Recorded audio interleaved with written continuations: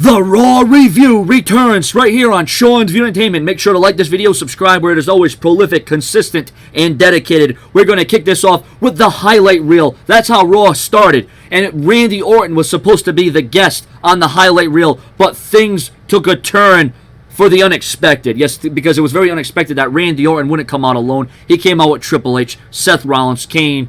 The Authority came out together, wanted to make a bold statement, and Triple H had a monumental announcement. And that was that he was contemplating taking John Cena out of the main event at Night of Champions because he feared for his career. Because it wouldn't be best for business if John Cena were to get destroyed at the hands of Brock Lesnar. Well, this did not sit lightly with John Cena. John Cena would then come out, and he would come out and tell you, well, Triple H, Shawn Michaels and Ric Flair didn't think I'd beat you at WrestleMania, but I made you tap out. I want that match. I deserve that match.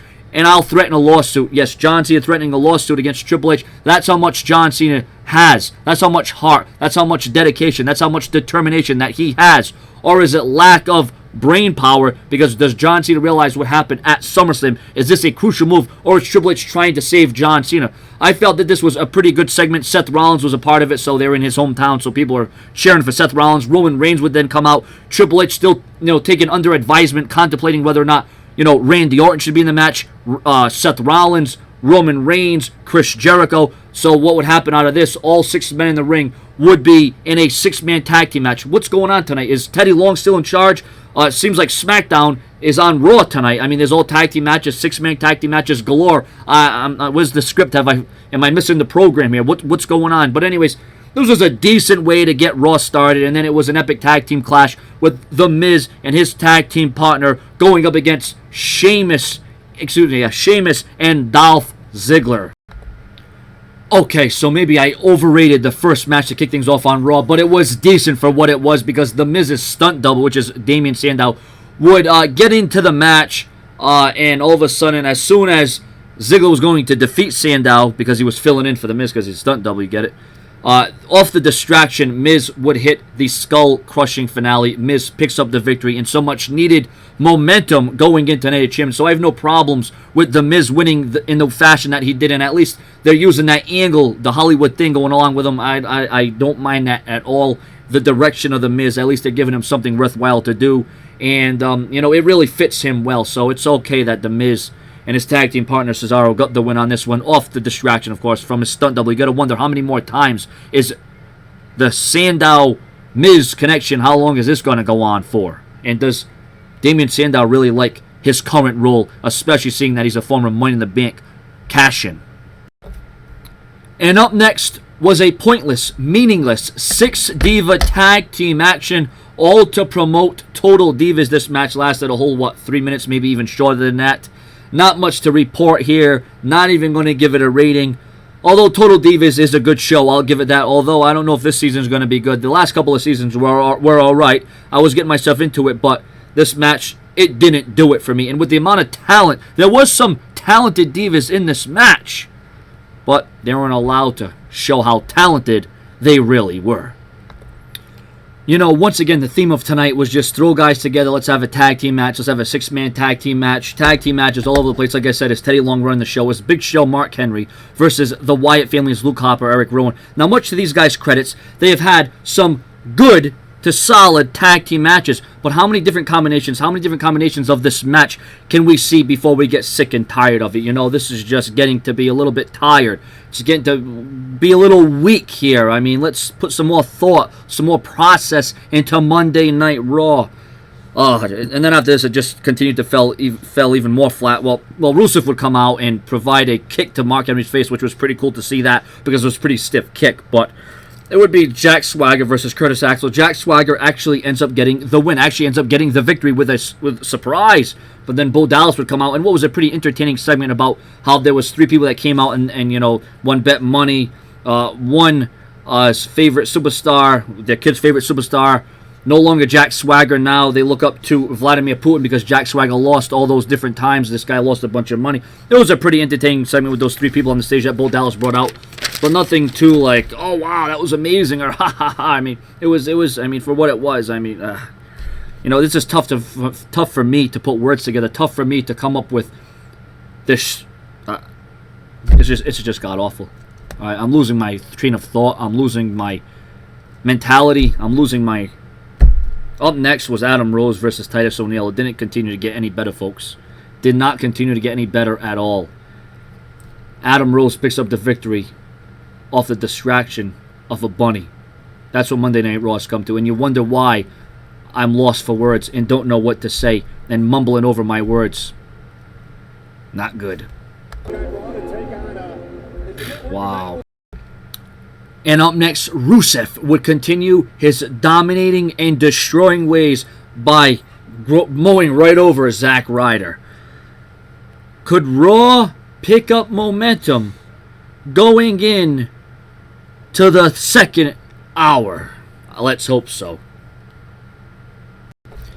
And up next was an explosive, somewhat uneasy segment that featured all the Divas, which, I mean, I'm proud that the WWE is putting the Divas to good use, you know, getting some mic work, you know, getting some face time instead of just getting 3-minute meaningless matches. So I got to give the WWE credit for featuring such prominent, important Divas in such a crucial segment with Nikki, Stephanie, Brie Bella, AJ Lee, and Paige. And what this all really led to make a long story short, is Brie Bella came out, and once again, Nikki Bella wanted Brie to quit. Wanted her to quit all night long. There's been these promos, these video packages about Nikki Bella talking down Brie Bella and saying how she's, you know, always had to be the better Bella to win. And if you saw Raw, you know what this whole thing was all about between Brie and Nikki. This whole thing that's escalating and there's more fire coming to it.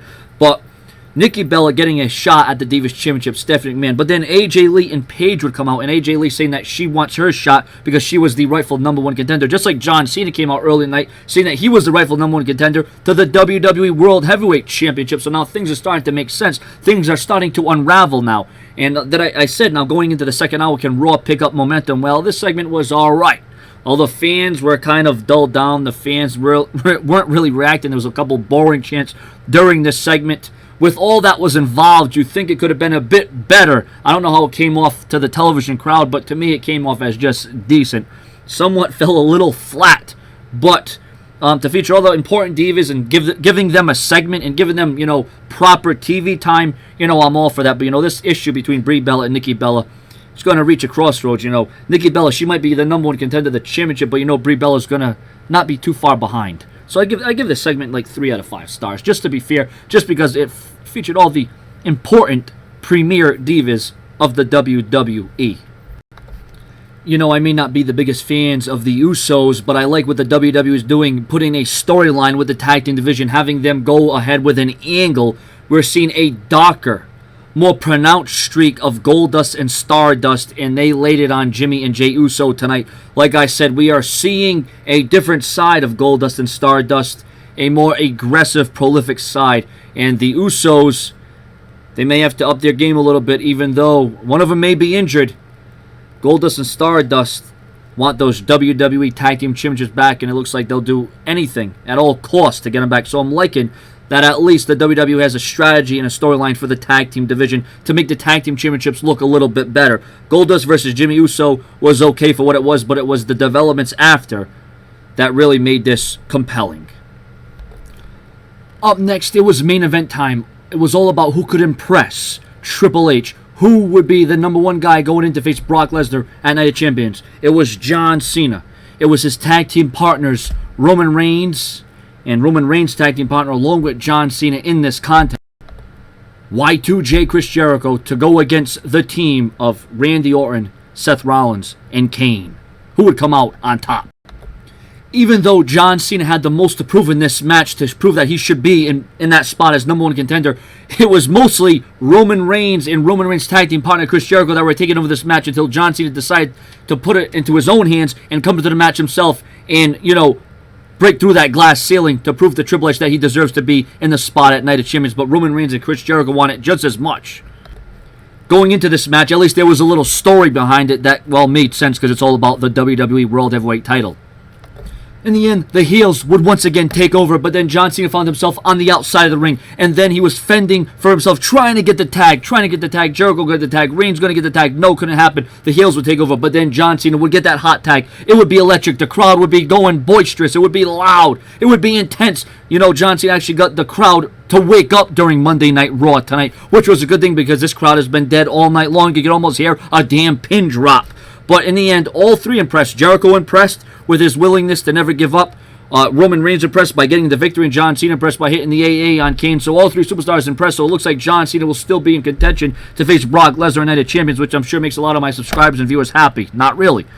Makes me happy personally, but with Cena's team getting the victory, Roman Reigns hitting the spear on Kane, this Raw still had very few high points. There was still more low points. This is not what I should be saying going into a Night of Champions on the WWE Network. You know, the highlight reel to kick off Raw was alright. The Divas segment with Stephanie and AJ and the Bella Twins and Paige was okay. The 6-man tag team match to close Raw was okay. But with Night of Champions coming up, this should not be. There should be a lot more than 3 highlights. You know what I'm saying? So, you know, I actually had high expectations for this Raw. I thought WWE was going to, you know, hit one out of the park, but I guess I was wrong with that. And like I said, with Night of Champions coming up, there should be a lot more that I should be excited for than I should be amped for. But I didn't get that feeling. I didn't get that in this Raw. But next week's Raw looks like it's already going to be a lot bigger than this Raw was.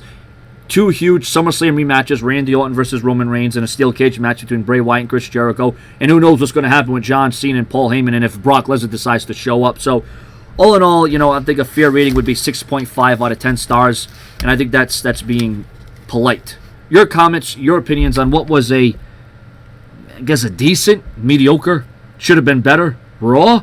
Subscribe.